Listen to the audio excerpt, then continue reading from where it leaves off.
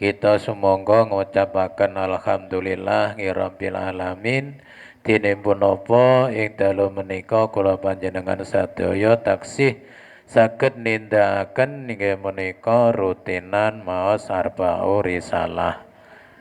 Mugi-mugi saged beta barokah manfaat dhateng kula jenengan wiwit donya ngantos sakaratipun benjang amin ya rabbal alamin.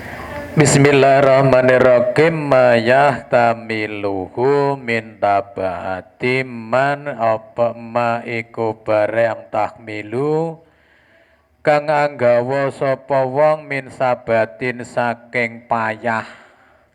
Payah niku ya kesel.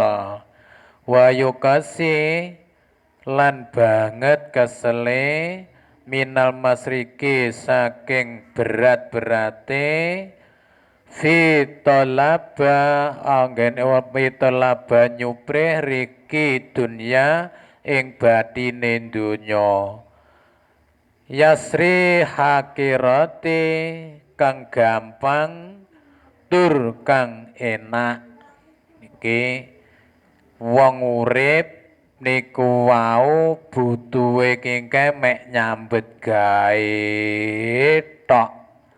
Pokoke sing digoleki iki mek donya, pokoke ora mikir akhirate wis ndak dipikir niku digoleki mek donya sampai abote kaya apa, kesele kaya apa dheweke niku tolaba amrih nyapa rihid dunya sairil khaira.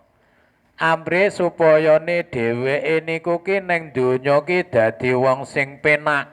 Karepe ngoten. Karepe awake dhewe iki ngono wis pokoke donya ya salat ora, poso ora. Niku wis pokoke sing digoleki mek tolabar iki donya namung kebutuhan donya tok. Terus yang ngoten niku yasri trigetur kang gampang-gampang kairon kang luwih abot abote sing dinyangi niku wau ya wis pokoke ngoten niku. Wong ki ruwe awan nyambet gawe, bengi nyambet gawe, esuk nyambet gawe, wis ndak roh awan ndak roh bengi, aran-aran ndas tinggi sikil, sikil tinggi ndas. Ngoten niku. Terus ngoten niku wa idza hasala lan nalikane kasil lahu kedue wong niku wau minggun saking donya kebutuhane donya apa saean suwiji-wiji. Dadi hasil sing dibutuh niki kabeh keturutan lak nyambet gawe niku wau panenane ya akeh, bature dipangan tikus ya ndak, pokoke berhasil terus dheweke sampai lali ngibadah ya ora, poso ya ora, zakat ya ndak. Dadi nggih niku pokoke kebutuhane dhek iki mek butuh nglumpukne donya tok. Dadi dhek niku ya kuwi kan unjang palangke ya wis kuwi tak aturne sing kono rung dicandak genten sing kono rung dicandak tandangi wis pokoke mek ngono wong ki mek butuhe nggih ngoten niku. Pokoke ndak mikir salah, ndak mikir apa sing butuh dibutuhne niku wau namung donya tok. Engko kedadian iki piye ning sorgono kita sik carane didasik mlaku niki. Dadi sungguh wong niku wae sampai nunjang palang nyambut gawe wis ndak roh udel, ndak duwe udel awan roh awan esuk wis peteng budal. Sore lak rung sampai kukut jagate ya rung mulih. Niku nggih niku. Trutian niku supaya nyapa lahu kedhe wong bitabian kasirin supaya iso akeh asile nasian mongko lali sapa wong tapa adahu ing payahe wong sampai ndak ngrasani kesel. Wong niku ndak duwe kesel pokoke nyambut gawe wis pokoke karo Gusti Allah diujo panenane akeh wis ndak mikir kesel. Wong urip ning donya ki lho, wong mek sedilut, mek mampir ngombe ya nyambut gawe sing sregep, bondone ben akeh. Dene niku ngoten.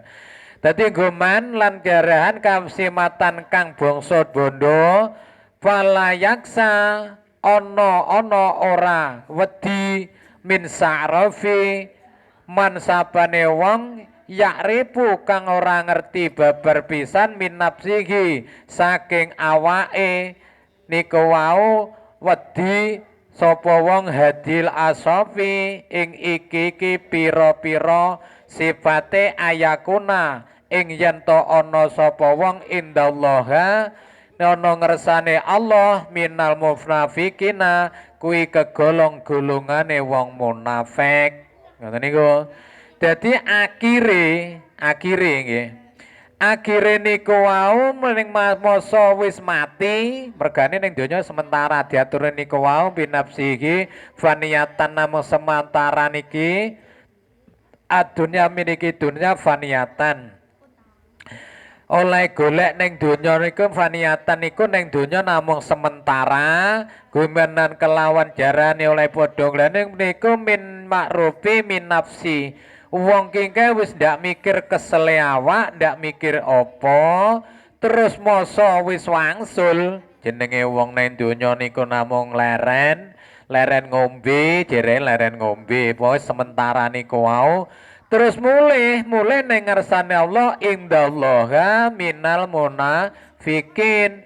Ana ngarsane Allah tiyang niku wau kalebet tiyang ingkang munafik.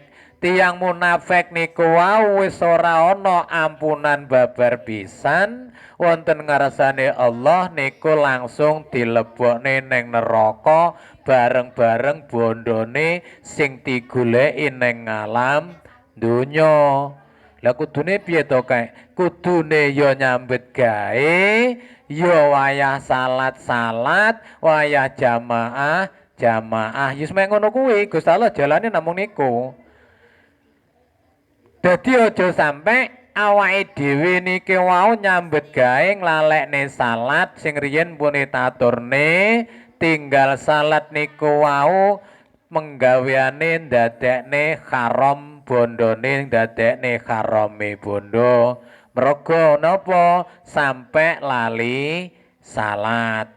Terus mangkane indallah gal munafikin wa fima lan ing dalem tekane indallah ana ngarsane Allah bihi kelawan barang minal mutasabina saking pira-pira wong kang padha mamang walam ya belukhna mongko tumtek ing ingsun malam nengkokno ingsun walam yanela ora nekakni ora tumeka ing ingsun bijumlati ing dalem jumlahe barang.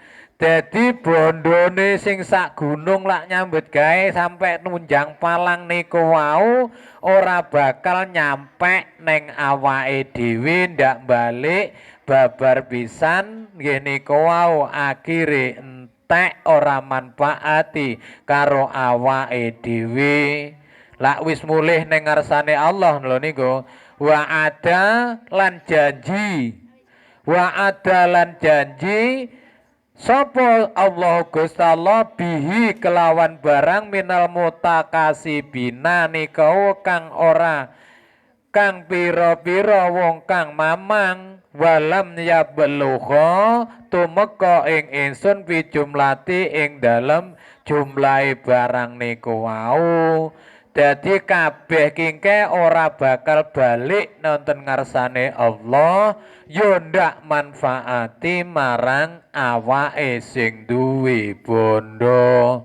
Mergane nggih nika napa? Krana bolak golek bondo ndak ero waktune salat ndak salat, waktune jamaah ndak jamaah, panggah nggih ngejar bondo mawon akhire nggih niku wau mlebu bareng-bareng karo dheweke binapsi saking awake binari mlebu dateng neraka bareng-bareng. Alah lah. Tak rewangi awan karo awan bengi karo bengi kok ndek eneng manfaate marang awakku laku golek kaya ngono.